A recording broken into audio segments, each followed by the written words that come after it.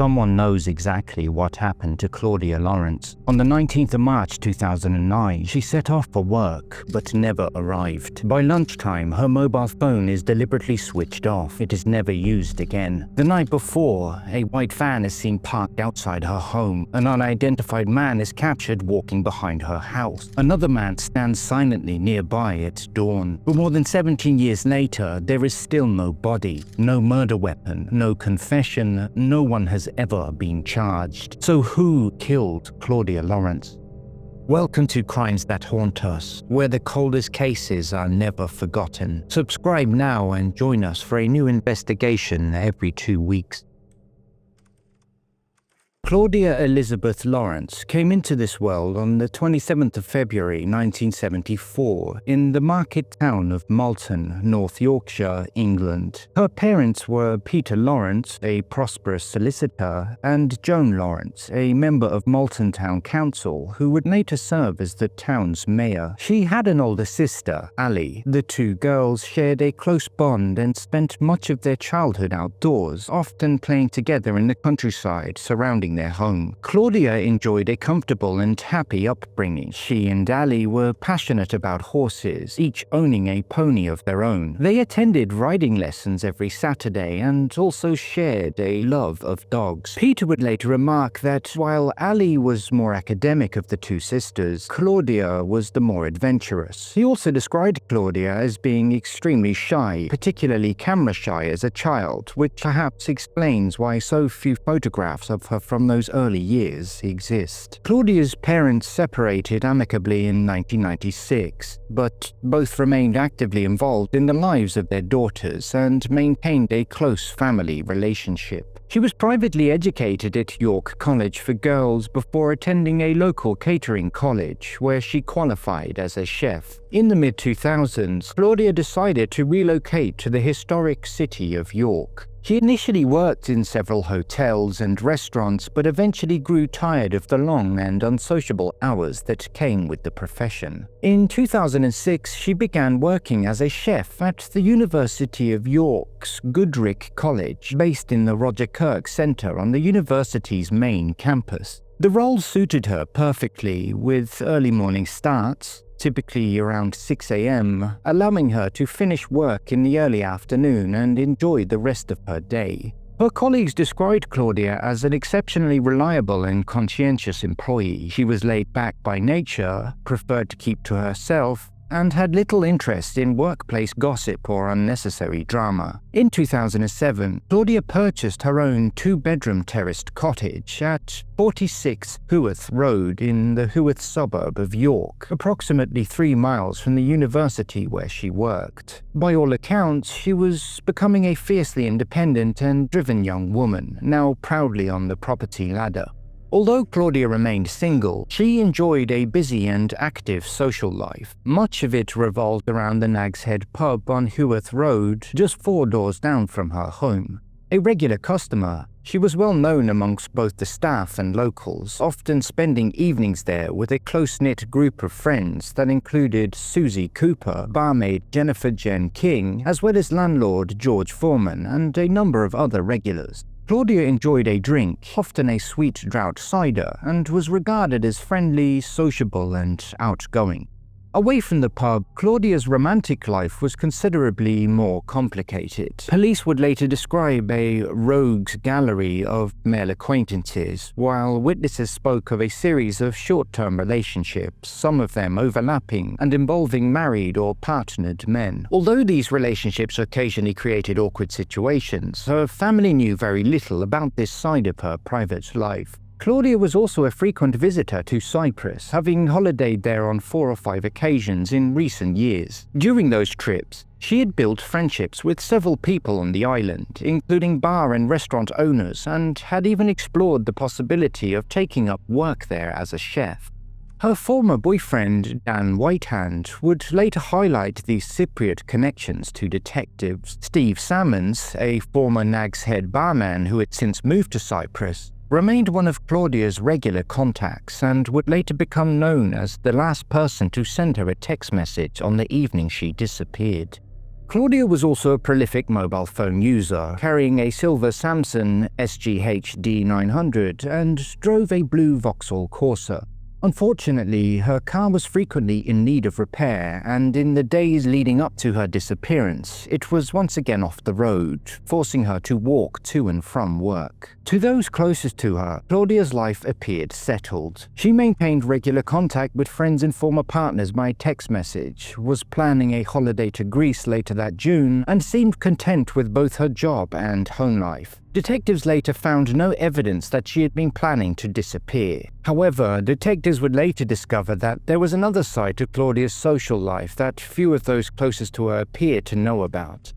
During the Major Crime Unit review, extensive mobile phone analysis revealed that she had been spending a considerable amount of time in the Acomb area of York in the weeks leading up to her disappearance, far more than her friends from the Hewith or the Nags Head had realized. Investigators came to believe that Claudia may have been leading an almost parallel social life, with friendships or relationships that remained unknown even to those closest to her.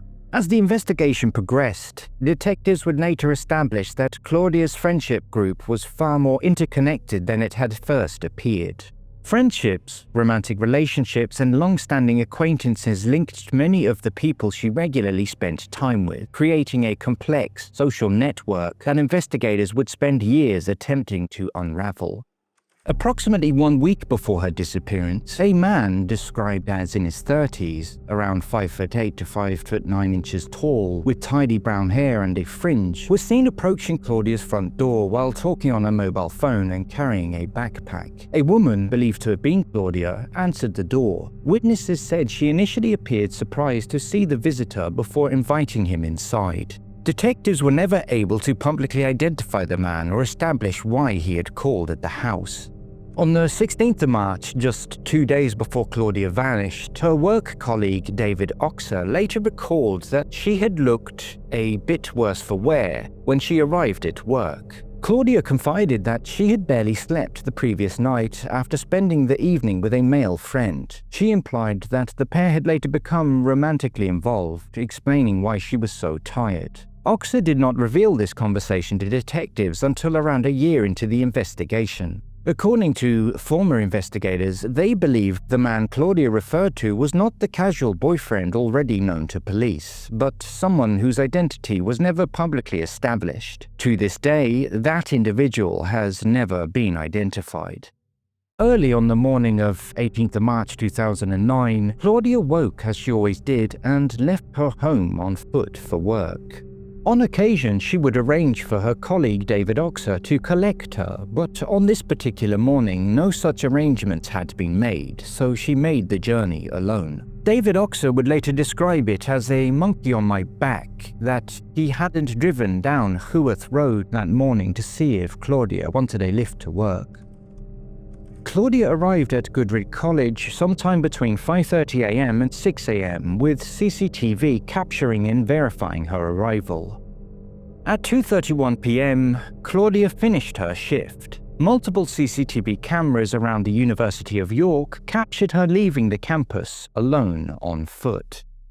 At 2:47 p.m., she was recorded on shop CCTV outside the Melrose Gate post office walking alone. Further CCTV footage appears to show a woman matching Claudia's appearance posting a letter into the nearby red postbox. Despite extensive police inquiries, detectives were never able to determine either the contents of the letter or who it had been sent to. Shortly afterwards, and roughly halfway through her walk home, a female colleague named Jo spotted Claudia on Melrose Gate and offered her a lift. She then dropped Claudia near her Hewith Road home, just a short distance from the house, at around 2:50 p.m.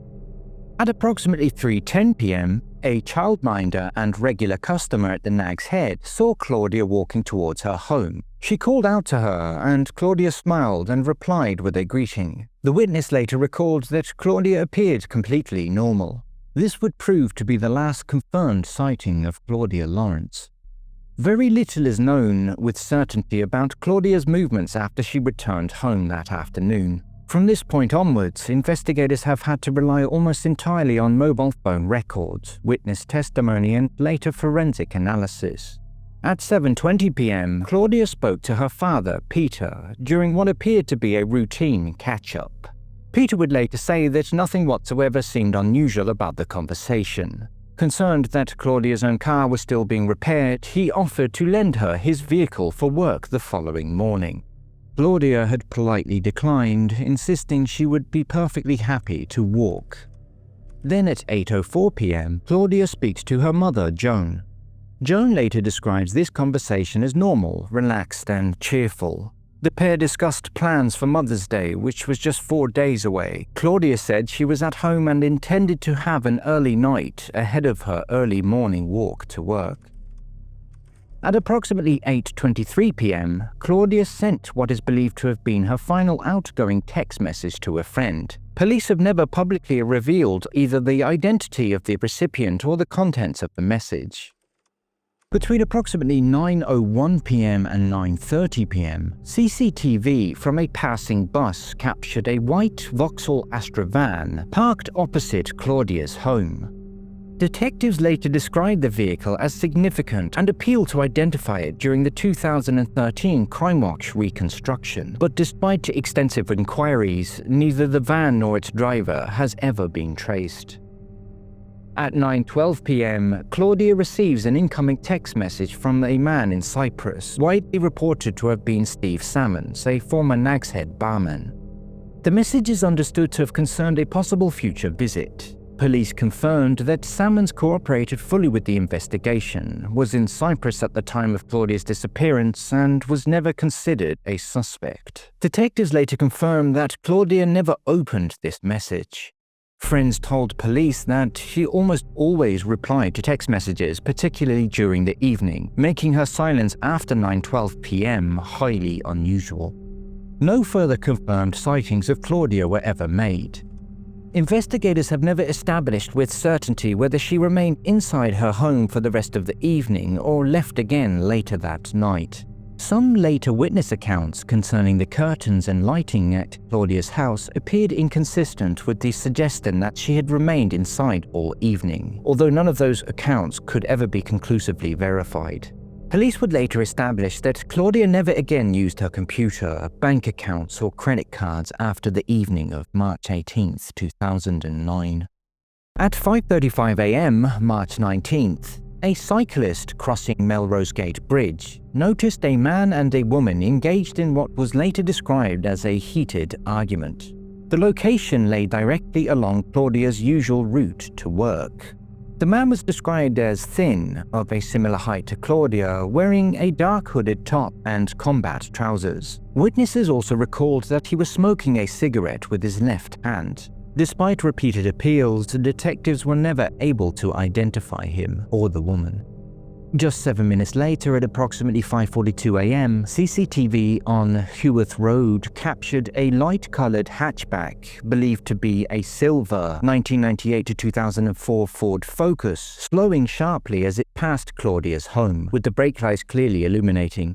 Detectives later questioned whether the driver may have slowed or stopped after spotting Claudia leaving for work and appealed publicly for the vehicle to be identified. Neither this car nor its driver has ever been traced.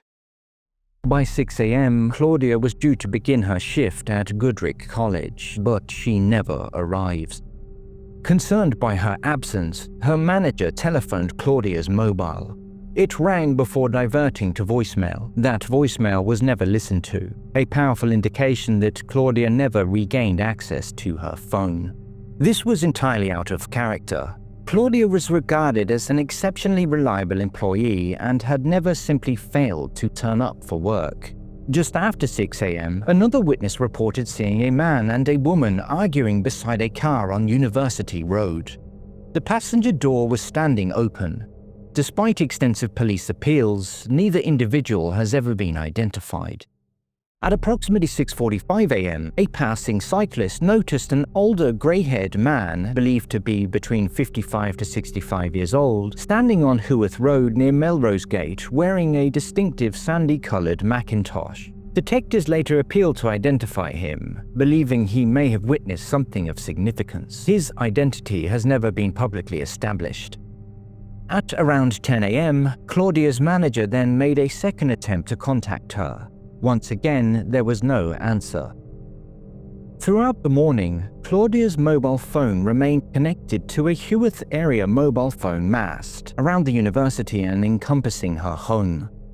Then, at approximately 12:08 p.m., the handset was deliberately switched off or its battery removed. Investigators concluded that the phone had not simply run out of charge, making this one of the most significant pieces of forensic evidence in the entire investigation.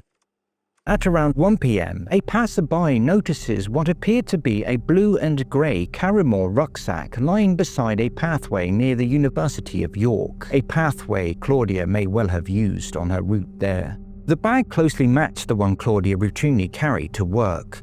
However, by the time officers arrived to recover it, it had disappeared.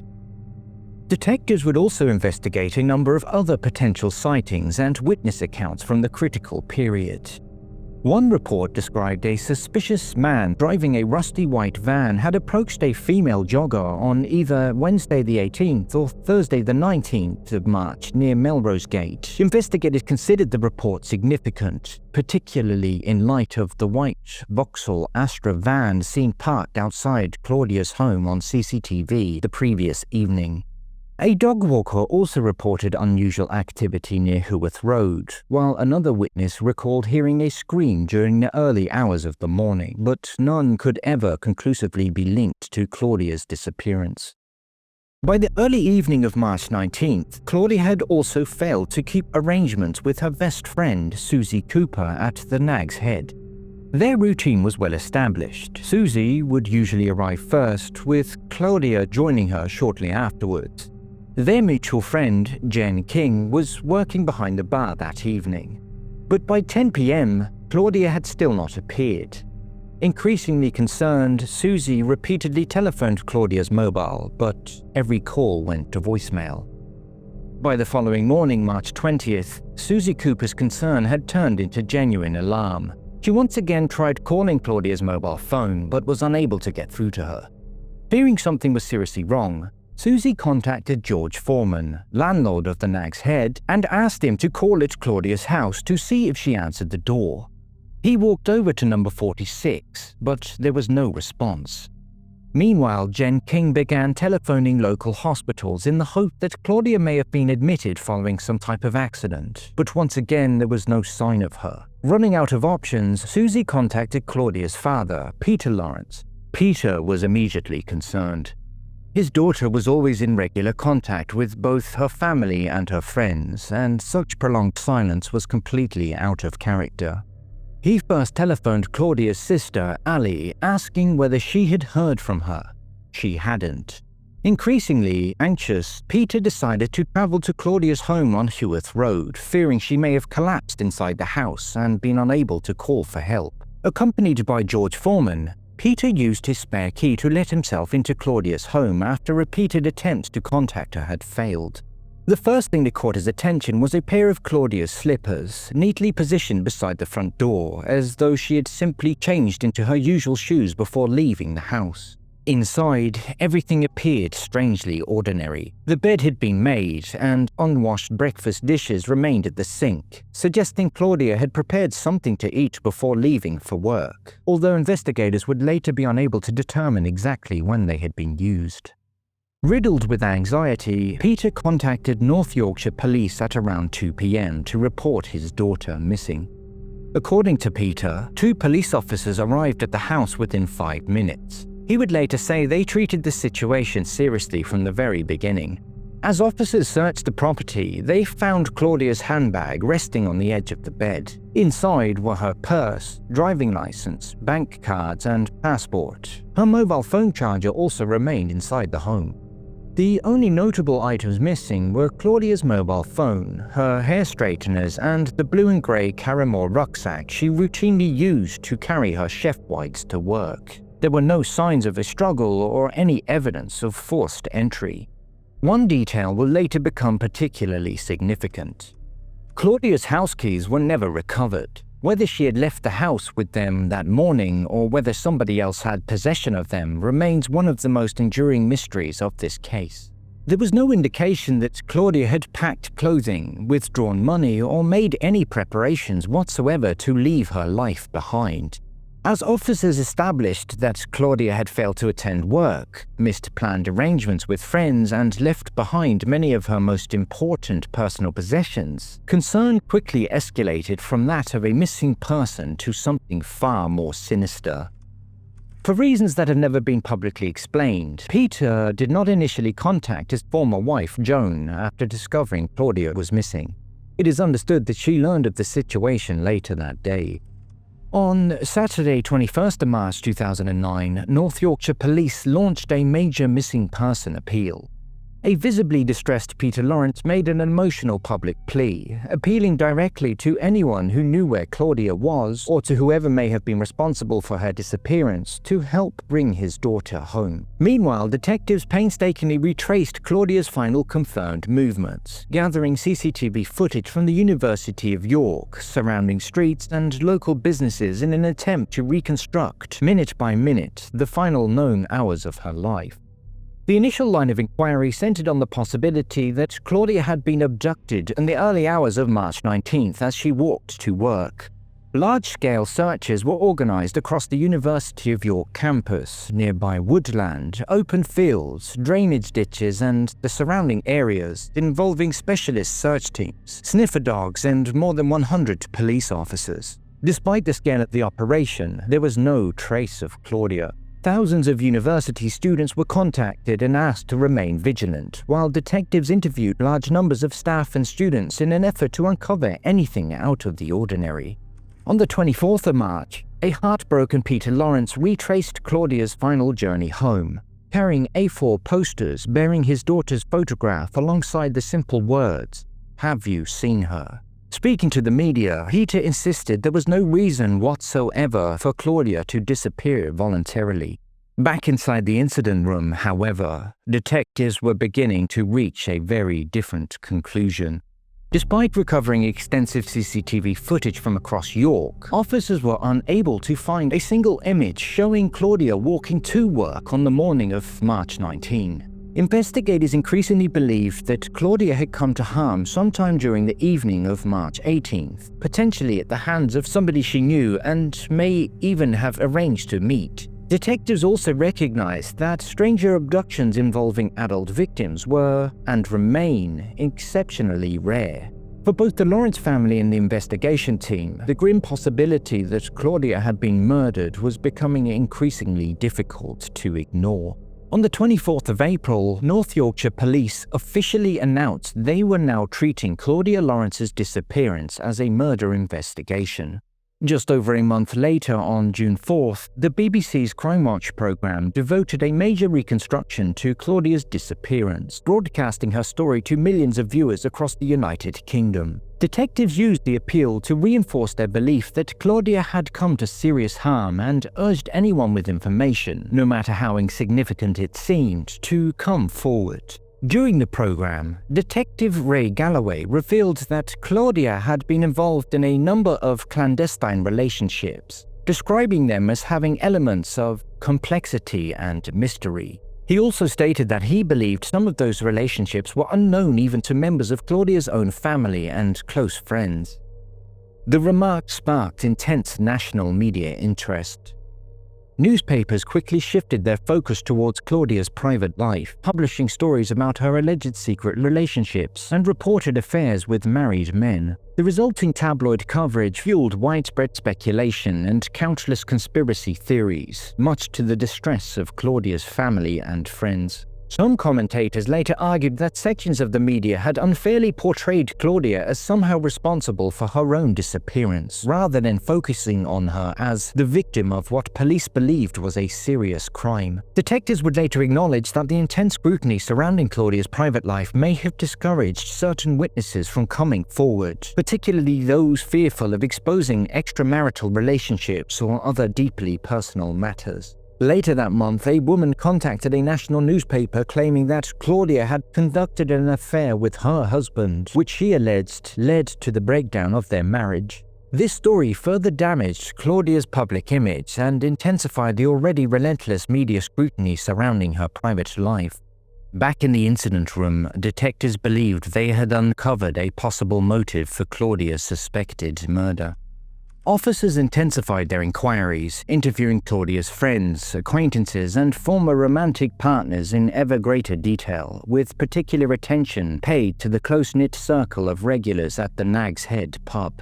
Police also carried out a fingertip search of the pub itself. During the examination, detectives recovered a bloodstain from a bedsheet. However, subsequent DNA analysis proved inconclusive and failed to advance the investigation. As inquiries widened, detectives also discovered that Claudia had built a network of friendships and relationships extending well beyond York, particularly across the Mediterranean.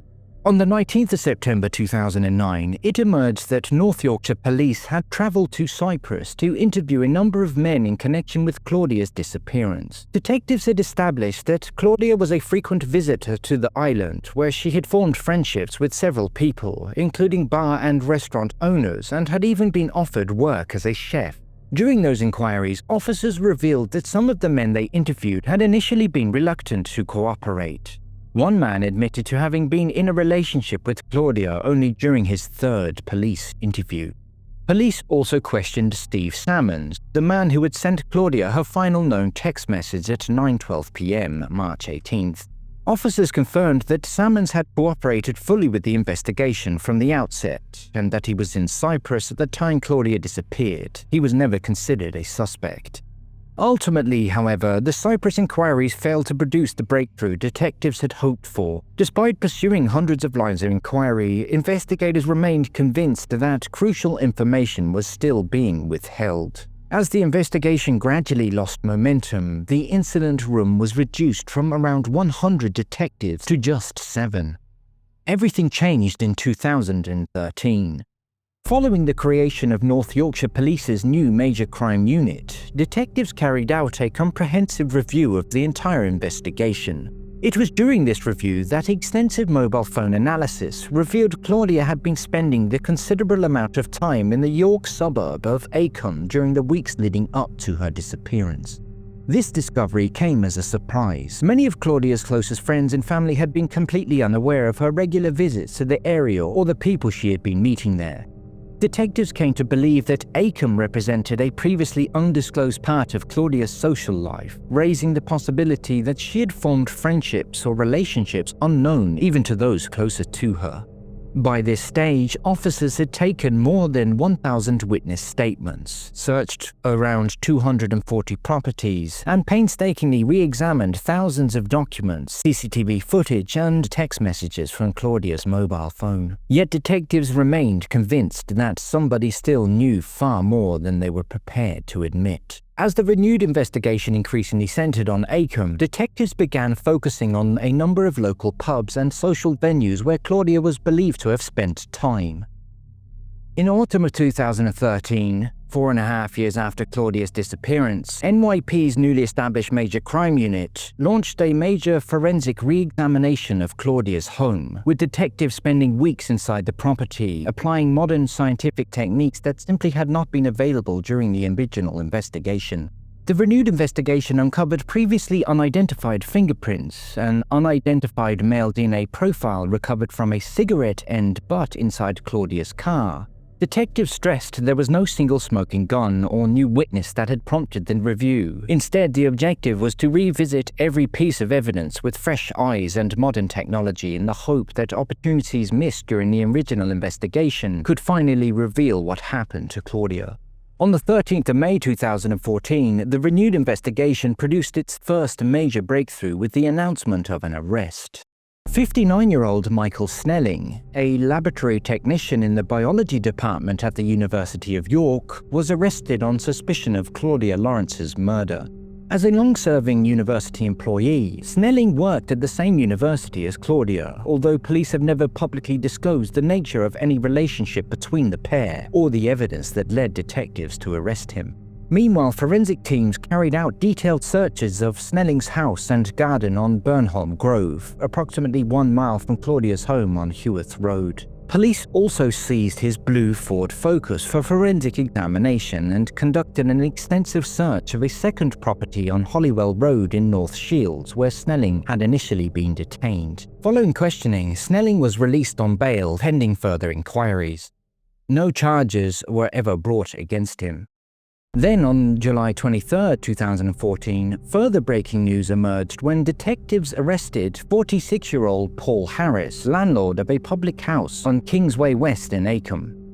Harris was arrested on suspicion of perverting the course of justice, suggesting detectives believed he may have possessed information about Claudia's disappearance or had interfered with evidence, rather than believing he had been directly responsible for her death. Investigators believed Claudia had visited the pub during the weeks leading up to her disappearance, a discovery that became increasingly significant after mobile phone analysis revealed she had been spending far more time in Acomb than anyone had previously realized. Police carried out an extensive forensic search of the premises, including the beer cellar, where part of the concrete floor was excavated using pneumatic drills. Harris later complained publicly about the scale of the search, claiming detectives had caused considerable damage to his pub. He maintained that Claudia had only occasionally visited the premises and insisted that his interaction with her had been limited to casual conversation. Like Michael Snelling before him, Harris was later released without charge.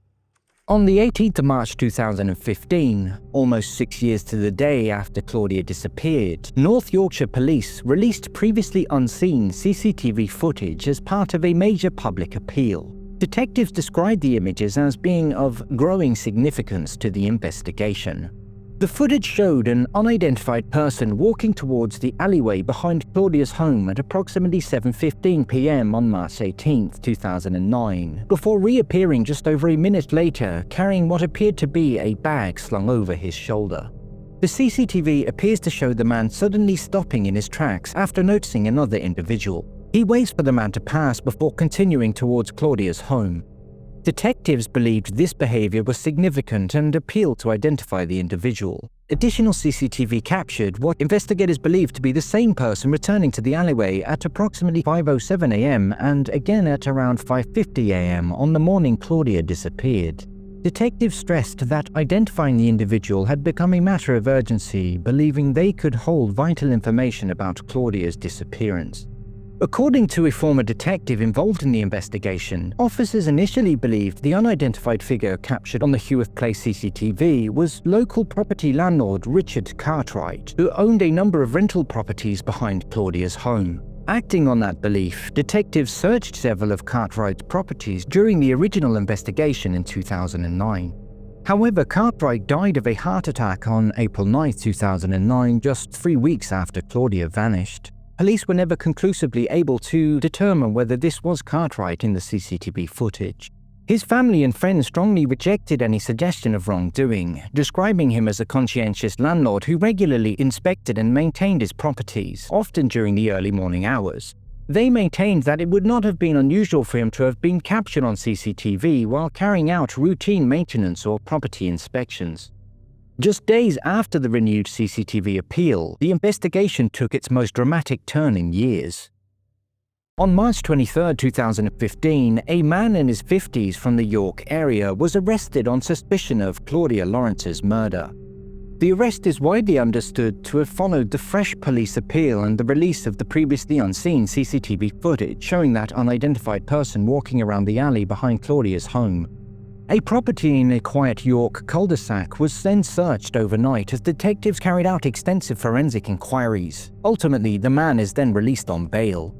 Exactly 1 month later, 22nd of April, North Yorkshire Police arrested 3 further men, all in their 50s and all from the York area, on suspicion of Claudia Lawrence's murder. Detectives simultaneously executed search warrants at a number of addresses across York, carrying out extensive forensic examinations of homes, garages, vehicles, and other premises. The coordinated operation marked one of the most significant developments in the investigation since Claudia's disappearance 6 years earlier. Despite months of further inquiries and interviews, all 4 men were eventually released on bail. These 4 men were later widely identified as Peter Rowan, Shane Rowan, David Robinson, and Alistair Cooper.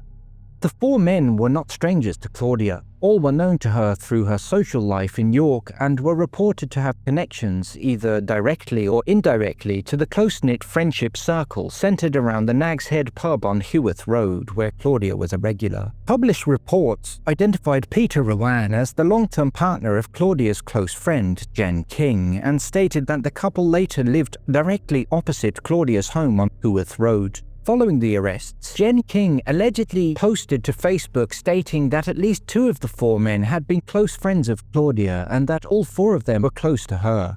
Despite these arrests, investigators never publicly disclosed the specific evidence linking any of the four men to the inquiry. In March 2016, after months of investigation, North Yorkshire Police submitted a comprehensive file of evidence to the Crown Prosecution Service. But the prosecutors concluded there was insufficient evidence to provide a realistic prospect of any conviction. No charges were brought, and all four men were formally released from the investigation.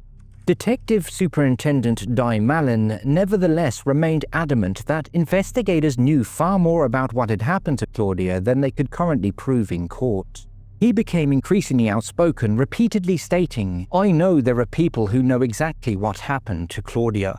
He described their wall of silence surrounding the case, saying he believed several people within Claudia's wider social circle knew exactly what had happened but had deliberately chosen not to tell police. On numerous occasions, he appealed directly to those individuals, urging them to come forward before it was too late. While the criminal investigation continued, Claudia's father, Peter Lawrence, campaigned tirelessly for changes to the law governing missing persons. His efforts ultimately resulted in the introduction of the Guardianship Missing Persons Act of 2017, more commonly known as Claudia's Law. The legislation allows families of missing people to appoint a legal guardian to manage their loved ones' financial and legal affairs without first having to obtain a declaration of death. It remains one of Claudia's most enduring legacies. Tragically, Peter Lawrence died in February 2021 at the age of 74, never discovering what had happened to his beloved daughter. Later that same year, in August 2021, detectives then launched another major search at the Sand Hutton gravel pits, a former quarry site around 8 miles northeast of York that had been used as fishing lakes since 1969. Acting on new information, specialist teams drained one of the lakes, deployed ground-penetrating radar, and utilized specially trained cadaver dogs in an exhaustive search of the area. The operation continued for several days into early September, but police ultimately confirmed that nothing of significance relating to Claudia's disappearance had been found. Today, the investigation into Claudia Lawrence's suspected murder remains active. Detectives continue to appeal for anyone with information, no matter how small or seemingly insignificant, to come forward. More than 17 years after Claudia vanished without a trace, somebody still knows exactly what happened to her. And until that silence is finally broken, Claudia Lawrence's family and the people of York remain without the answers they have sought for so long. Above all else, Claudia Lawrence was not simply a missing person or the subject of Britain's most enduring unsolved mysteries. She was a much-loved daughter, a devoted sister, a loyal friend, and a hard-working chef whose life was cruelly cut short. Whatever happened to Claudia on that March night in 2009, she deserves the dignity of the truth, and those who loved her deserve the answers they have waited so patiently to receive. We can only hope that one day someone finds the courage to break the silence and finally bring Claudia home. Thank you for watching and listening to Claudia's story. Please feel free to add your own thoughts, comments, and theories down below, and we'll see you next time.